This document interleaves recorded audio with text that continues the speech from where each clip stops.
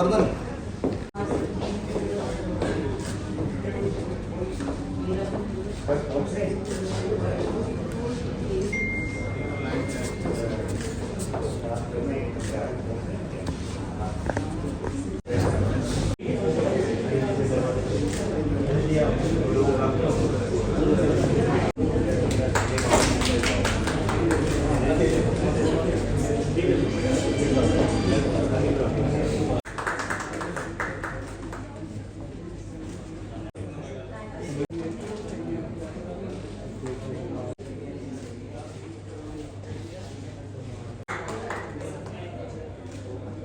श्याम सुंदर चौहान आजमगढ़ से आए हैं, राष्ट्रीय अध्यक्ष हैं अखिल भारतीय चौहान महासभा, राष्ट्रीय अध्यक्ष हिंदू महासभा के युवा प्रकोष्ठ के। मैं पंडित अशोक भारतीय, राष्ट्रीय संयोजक विश्व ब्रह्म ऋषि ब्राह्मण महासभा।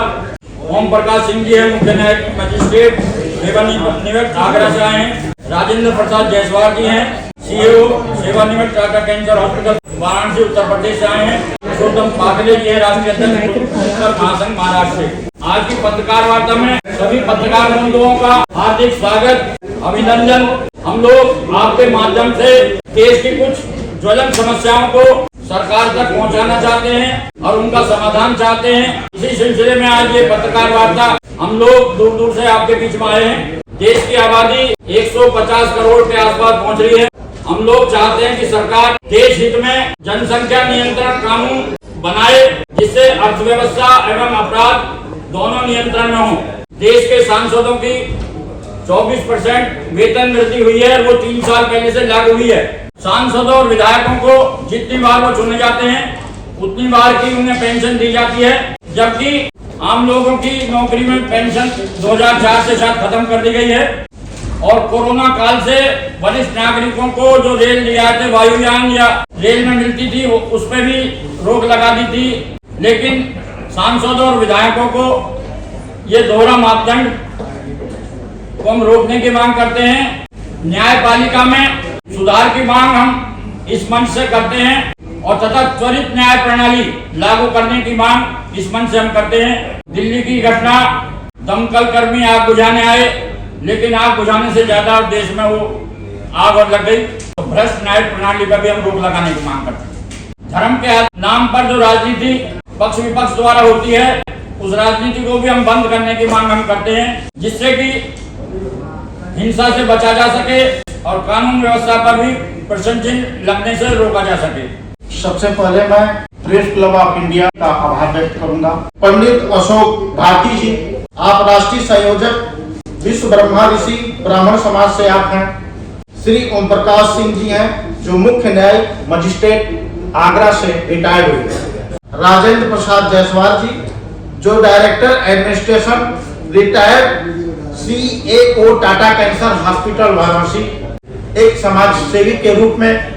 श्री प्रसाद पुरुषोत्तम पाखले जी, वरिष्ठ समाज सेवी और राष्ट्रीय अध्यक्ष बुनकर महासंघ महाराष्ट्र के। अपने अखिल भारतीय चौहान महासभा की तरफ से, राष्ट्रीय हिंदू महासभा की तरफ से हार्दिक स्वागत एवं अभिनंदन करता हूँ। आप लोग इस कार्यक्रम की विशेषता प्रदान कर रहे हैं।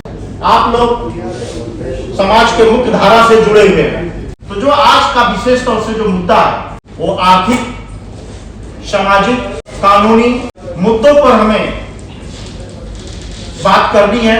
उनके समाधान के लिए, उनके सुझाव के लिए पूरे भारतवर्ष में जो समाज में अंतिम पावदान पे खड़ा है व्यक्ति, उसके तक भी ये मैसेज जाए।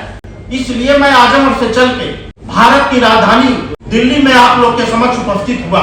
यदि मैं ये प्रेस कॉन्फ्रेंस अपने प्रदेश उत्तर प्रदेश में करता या अपने जिले में करता, तो मुझे ऐसा प्रतीत हो रहा है कि मैं अपने बातों को जहां तक पहुंचाना चाहता हूं वहां तक नहीं पहुंचा पाता, अर्थात उसकी ब्रॉडकास्टिंग नहीं हो पाती। मैं पहली बार इतने बड़ी प्रेस कॉन्फ्रेंस में आप लोग के समक्ष उपस्थित हुआ हूं। आइए, आप लोग का प्यार, आप लोग का सहयोग समर्थन की वजह से हुआ है। देश की जो रीढ़ होती है वो अर्थव्यवस्था होती है।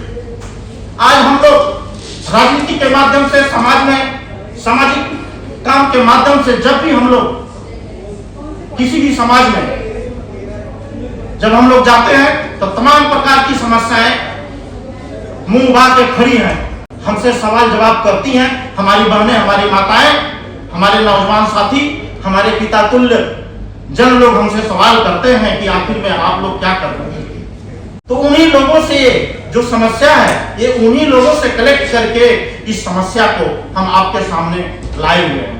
क्योंकि कोई भी एक जनप्रतिनिधि होता है या जनप्रतिनिधि के रूप में काम करता है, तो उसका अर्थ जहां तक मैं जानता हूं कि वो अपने क्षेत्र की समस्याओं को लेके पार्लियामेंट या असेंबली तक पहुंचाता है और उसके सापेक्ष नियम बना के जनता जनार्दन को फायदा पहुंचाने का काम करता है। तो आर्थिक मुद्दे को कैसे बढ़ाया जाए, क्या ऐसा किया जाए कि हमारे देश में जो आर्थिक समस्या है उसका निदान हो सके। 2011 से मैं राजनीतिक और सामाजिक सेवा में तत्परता से काम कर रहा हूं। जो मुझे समस्याएं मिली हैं, कैसे आर्थिक इकोनॉमिक स्थिति को बढ़ाया जा सकता है, उसमें से सबसे बड़ी जो पहल है वो एग्रीकल्चर है। एग्रीकल्चर वो चीज है कि हम कितना अच्छा फैक्ट्री डेवलप कर ले, कितना अच्छा पैसा कमा ले, लंदन चले जाएं, अमेरिका चले जाएं, लेकिन जिस दिन एग्रीकल्चर नहीं होगा उस दिन हम जिंदा नहीं रहेंगे।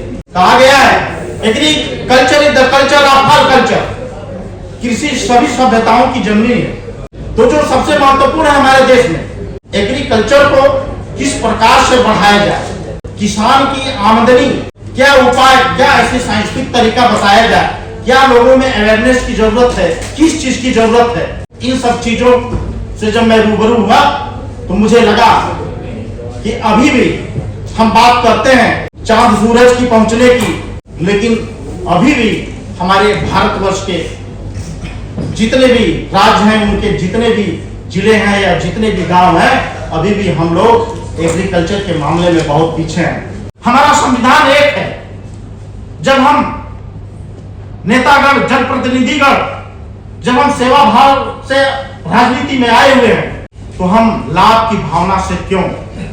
सरकार ने हमारे संविधान के अनुच्छेद में, अनुच्छेद 105 में वर्णित है कि सांसद भवन में सांसद जो है उस नियम का उपयोग करके अपने वेतन भत्ता और पेंशन के संबंधित नियम को बना सकता है, बढ़ा सकता है, घटा सकता है। अनुच्छेद 195 के तहत असेंबली विधानमंडल में प्रावधान है। हम बात करते हैं एक देश की, वन नेशन वन पेंशन होना चाहिए, अर्थात एक रूल होना चाहिए। जिस दिन यह समानता आम जनता और जनप्रतिनिधि के बीच की समानता बराबर हो जाएगी, तो जो बीच का फासला समाप्त हो जाएगा और एक व्यवहारिक आचरण होते हुए न्याय और नैतिकता के अनुरूप होगा। जो इस तरह के पैसे की बचत होगी, उस पैसे से हम अपने देश को विकास की तरफ ले जा सकते हैं। जैसे महिलाओं और बच्चों के साथ अपराध, यौन उत्पीड़न का अपराध, दहेज हत्या का अपराध, इन जैसे मुद्दों पर सरकार को कड़े नियम बनाने पड़ेंगे। क्योंकि आए दिन इस प्रकार की घटनाएं हो रही हैं, जो हमारे माँ बहनों के साथ अत्याचार हो रहा है, जगह जगह तमाम प्रकार की अपराध को कारित करने का काम किया जा रहा है। इसमें पुलिस प्रशासन की भी मैं मदद चाहूंगा कि जो व्यक्ति इस प्रकार का कृत्य करता है उसको सुसंगत धाराओं में एफआईआर तो हो जाती है, लेकिन कहीं न कहीं इन्वेस्टिगेशन के दौरान उसका नाम एक्यूज का निकाल दिया जाता है। इन सब मुद्दों पर प्रभावी कानून बनना चाहिए। दूसरा, भ्रष्टाचार। जो कानून की बात मैं कर रहा हूं उसमें भ्रष्टाचार है। भ्रष्टाचार सबसे अहम मुद्दा है। आज देश की गति और दिशा जिस ओर अग्रसर हो रही है, उसमें न्याय की क्या भूमिका है और हमें और कौन से प्रभावी कदम उठाने पड़ेंगे जिससे समाज में समरसता बनी रहे और गरीब, पिछड़े, दलित, वंचित सबको उचित न्याय मिल सके। मेरठ जैसी घटना, अभी महाराष्ट्र में घटना, कानपुर की घटना, कड़े कानून सरकार के बनाए जाने के बाद भी हो रहे हैं। जघन्य अपराध माताओं बहनों के साथ हो रहे हैं। यहाँ की परिवार के पति ही और परिवार के ससुर ही परिवार की रूह ही कर रहे हैं। तो इसके लिए हम कानून को दोषी नहीं मान सकते। समाज में जो विघटन हुआ है, परिवार टूटा है, परिवार का आपस ताना बाना उजड़ा है, जो संस्कार हमारे बिगड़े हैं, जिन परिवारों में रोज लड़ाई झगड़ा अर्थ के लिए, पैसे के लिए, सारी चीजों के लिए होते हैं और आपको संतुष्टि नहीं है, जिसके कारण आपको ऐसी घटनाएं देखने को मिल रही है। मैं टाटा मेमोरियल हॉस्पिटल जैसी संस्था में 25 बरस दे चुका हूँ। श्याम सुंदर चौहान जी जब मुझे संपर्क किए तो मुझे बड़ी खुशी हुई कि मेरी जन्मभूमि आजमगढ़ और कर्मभूमि महाराष्ट्र रही है।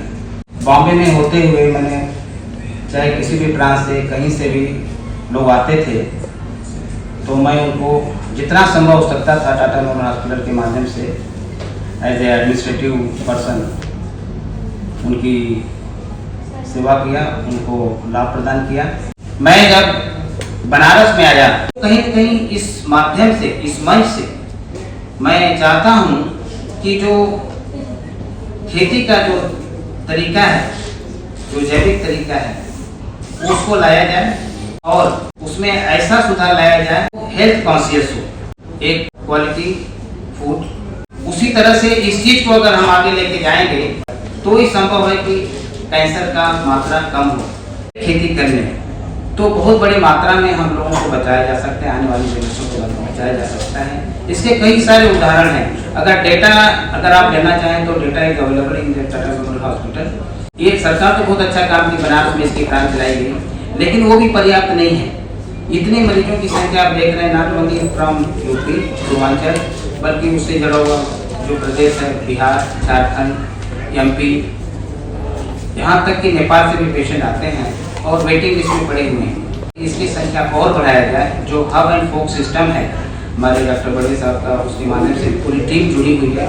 पत्रकार महोदय, मैं सिर्फ आपको ये बताना चाहूँगा कि जो हम पढ़े लिखे, हम लोग जितने भी लोग यहाँ पर बैठे हैं, सारे लोग जानते हैं कि जो संविधान में लिखा है, संविधान के तहत अगर काम हो रहा है तो वो जेन्युइन है, वो सही है। अगर संविधान के प्रति जो भी काम हो रहा है, संविधान के नियमानुसार उसको मैं सही मानता हूँ। अगर उसके विपरीत है तो विपरीत है, तो उसको मैं भी निगेटिव भी मानता हूँ। तमाम प्रकार की समस्याएं देखने को मिलती थी। ये कोई मैं चापलूसी की बात नहीं कर रहा हूँ, लेकिन जो मैं हर क्षेत्र के, हम लोग गहन अध्ययन नहीं किए हुए हैं, लेकिन फिर भी एक व्यवहारिकता, सामाजिकता के नाते 2014 से पहले जो समस्याएं थी और आज की समस्याओं में कमी हुई है। तो जो भी वर्तमान सरकार है वो काम कर रही है। सांसद के रूप में या एमएलए के रूप में, राज्यसभा के रूप में या विधान परिषद सदस्य के रूप में होता है। उसका दायित्व बनता है कि समाज में जो भी समस्याएं उठ रही हैं, उन समस्याओं को लेके पार्लियामेंट्री या असेंबली में प्रस्तुत करना और उसके अधीन जो है वो नियम पारित करा के लागू कराना।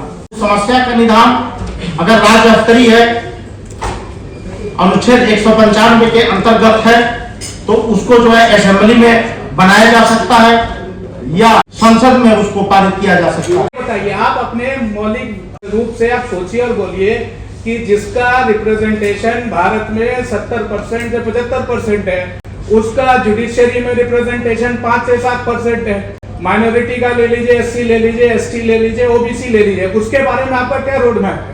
रोड मैप तो हम बता रहे हैं आपको। अगर संविधान में जो लिखा हुआ, संविधान के अगर विपरीत अगर नहीं काम हो रहा है, आप भी राहुल गांधी की तरह संविधान का किताब आप लहराइए। राहुल गांधी भी कहते हैं कि हम कब संविधान कर रहे हैं।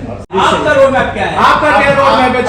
संबंध में आपको बताने जा रहे हैं हमारे अध्यक्ष साहब। मेरे पत्रकार बंधु ने पूछा कि 70%, 5%।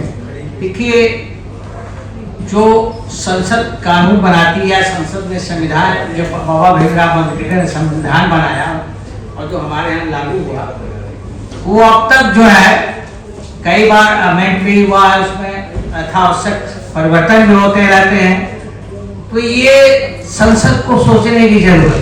संसद इस पर जो है आपके प्रश्न का समाधान कर सकती है, लेकिन अब तक जो संविधान में चला रहा है, इतना बहुआयामी पैनल आज जो हम जिनको सुन रहे हैं, उनका क्या ओपिनियन है, आपका क्या ओपिनियन है? हम लोग आपके प्रति, आपके सुझाव सुझाव जो आपने दिया है, इस प्रकार का प्रश्न उठाया है, वो समाज के अंदर ले जा सकते हैं, संसद में उठवा सकते हैं, जनप्रतिनिधियों के माध्यम से उठाएंगे कि इसका निदान कैसे संभव है, ये कब तक आप करेंगे?